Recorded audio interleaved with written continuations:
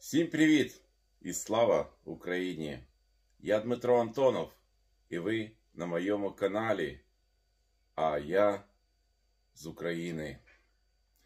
23-й день войны, Украина сражается. Тяжело. Но враг остановлен. Продвижения вперед больше нет. Очень тяжело в Мариуполе. Блокада продолжается. Вчера эти злобненькие пытались вступить в дискуссию, что я ничего не понимаю, что блокада Ленинграда это было совсем другое. Но я даже не собираюсь вступать ни в какие дискуссии, потому что это любимое занятие рашистов — копаться в истории и рассказывать, какие они молодцы, что им уже 1000 лет, и они даже больше. Вот, они молодцы. В общем, вступать не будем, потому что на мне где сядешь, там и слезешь. Вот. Тут не дело в дискуссии и сравнивать блокады. Тут дело в том, что в Мариуполе гибнут люди. Уже количество жертв среди мирного населения приближается к 3000. Представьте, 3000 мирного населения за 3 недели. Это, я уже в начале где-то сам говорил, что это не геноцид, это значительно хуже. Это геноцид, умноженный на 10. Это новая форма злобы, которую придумали рашисты. Пока остается оккупированным Херсон. Но самое главное, что началась повсеместно зачистка врага, который находится там, где он находится. То есть конкретно жгутся танки, жгутся колонны, которые, даже не колонны, а теперь скопление техники, которая в разных местах стоит. Никто никого не пытается сейчас начать гнать, выгонять, потому что для этого, как специалисты говорят, нужны как минимум 6-8 раз превосходящие силы. И это большие потери. Торопиться не будем. Будем ждать. Я думаю, через неделю враг сам отсюда убежит, аж пятки будут сверкать. Российские пропагандоны не успокаиваются. Продолжают вливать в уши россиян всякую чушь. В общем, не буду дискутировать на эту тему. Просто посмотрите. Российские вооруженные силы не бомбят города, и об этом всем хорошо известно. Сколько бы роликов в натовских структурах не монтировали, сколько бы видео, нарезок и фото фейков не было сейчас вброшено, правда все равно пробьется. Предлагаю сложить оружие без запаха. По избежанию кровопролития и неоправданных жертв. В противном случае по вам будет нанесен бомбово-штурмовой удар. Длинный остров. Я русский корабль.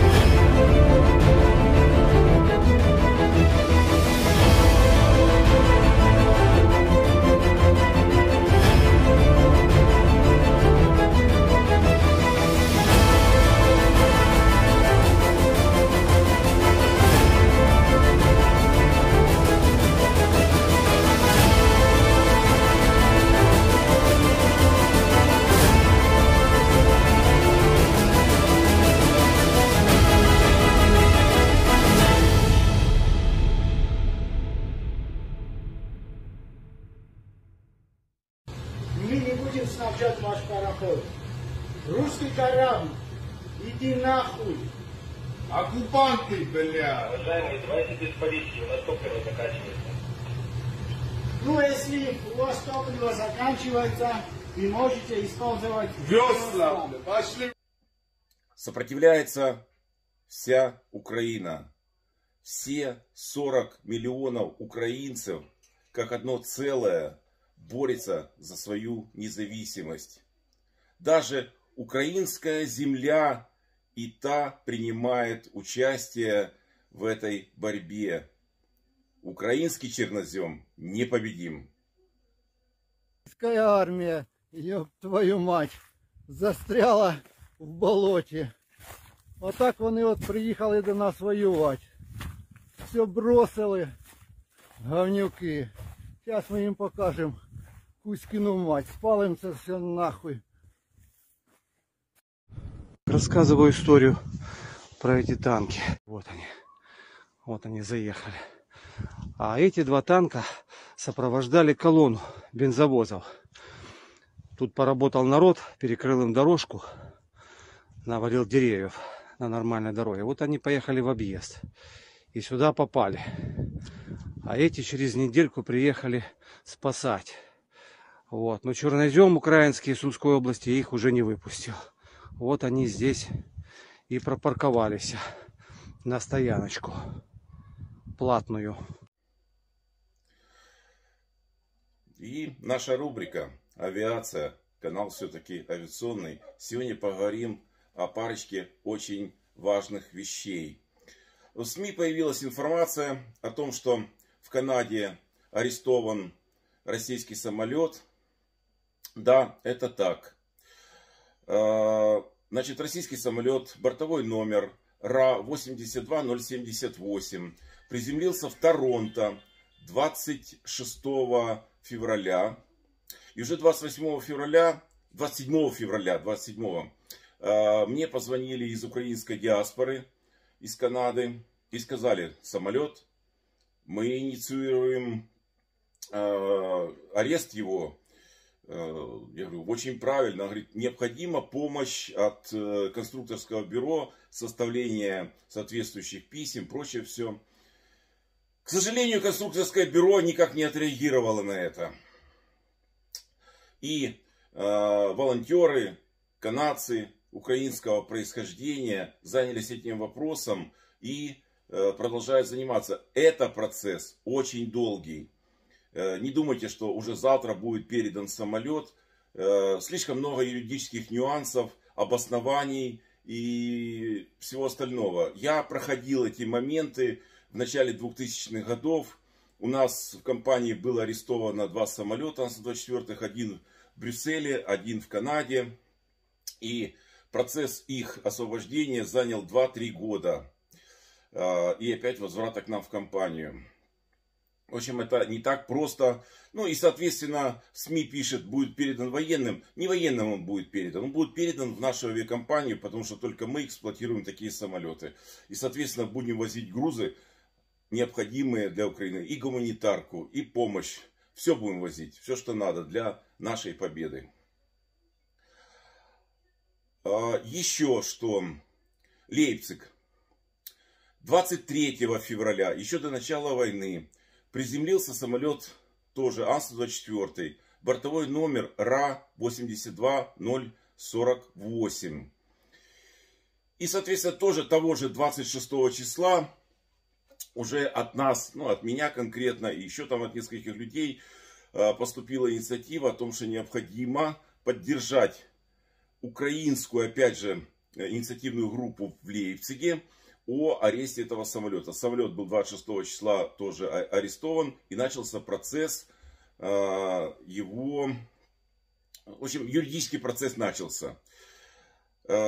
Почему я говорю, что это длинный, это необходимо в любом случае, даже невзирая, что происходит сейчас агрессия рашистов против Украины. Обоснование все. Обоснование очень простое.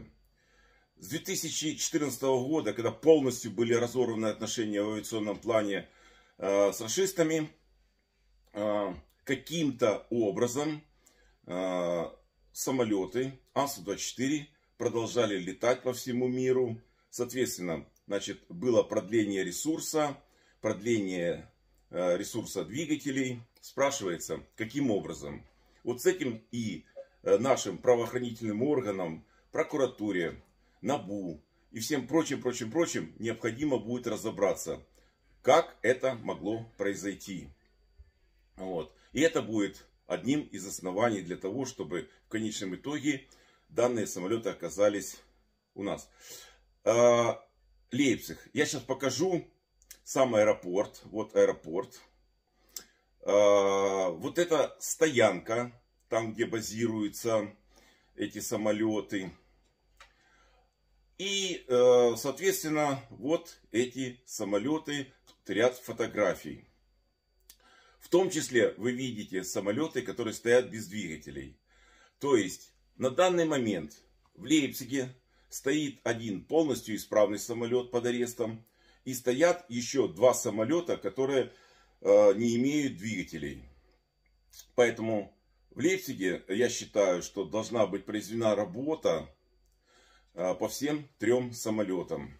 Буквально где-то неделю назад я уже обратился в Укроборонпром о том, что надо, чтобы раз наше конструкторское бюро не занимается этим вопросом, то пусть Укроборонпром займется, инициирует и поможет Федеративной Республике Германии, их инициативной группе, их правоохранительным органам заняться этими самолетами, которые в конечном итоге, пусть даже в качестве маленькой компенсации за наш самый большой самолет, который рашисты угробили в Гостомеле, позволит получить какое-то маленькое моральное удовлетворение. Самый большой самолет в мире, Ан-225. Еще раз говорю, он на данный момент очень-очень сильно поврежден. Что будет с ним к окончанию войны, к сожалению, я не могу предполагать. Поэтому, как только оттуда будет выбит полностью враг, и будет возможность попасть на аэродром, я обязательно туда попаду. И посмотрим, что осталось. Затем будет экспертная группа, которая оценит состояние и возможность использования этого самолета для восстановления. Использование, может, каких-то его частей. И совместно со вторым экземпляром будет построен новый. Я уверен, что мы построим новый самолет. Вот. Используя молодую команду. Потому что взрослая команда, честно говоря, в данной ситуации себя показала не очень хорошо. Я подвожу к чему? Причины, косвенные причины, почему самолет остался в Гостомеле. Потому что не было решения о перегоне самолета в любое место. Пусть это будет Польша, самый ближайший аэропорт, где мы были, Жешев, Лейпциг. Почему Лейпциг?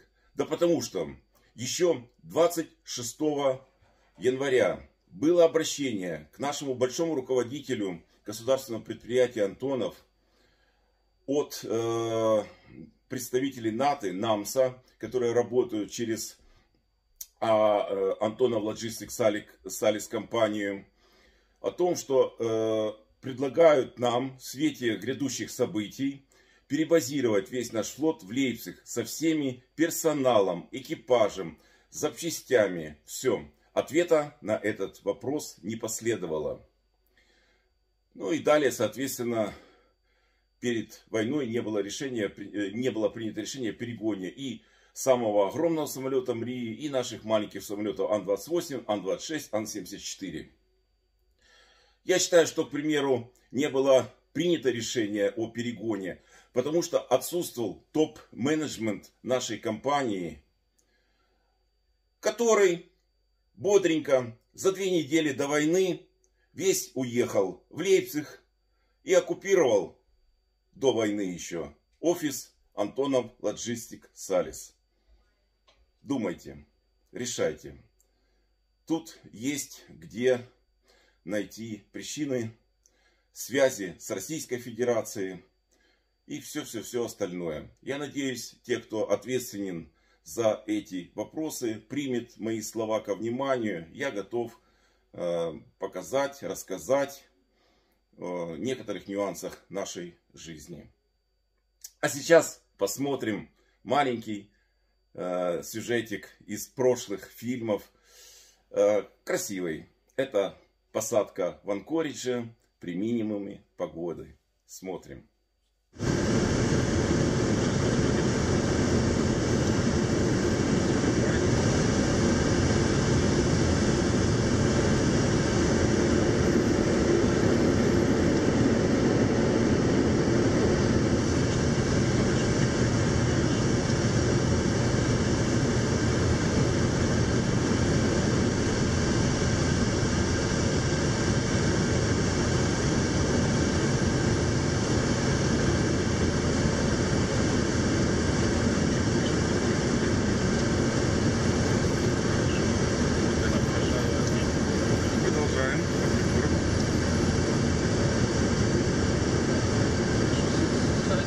Отключать.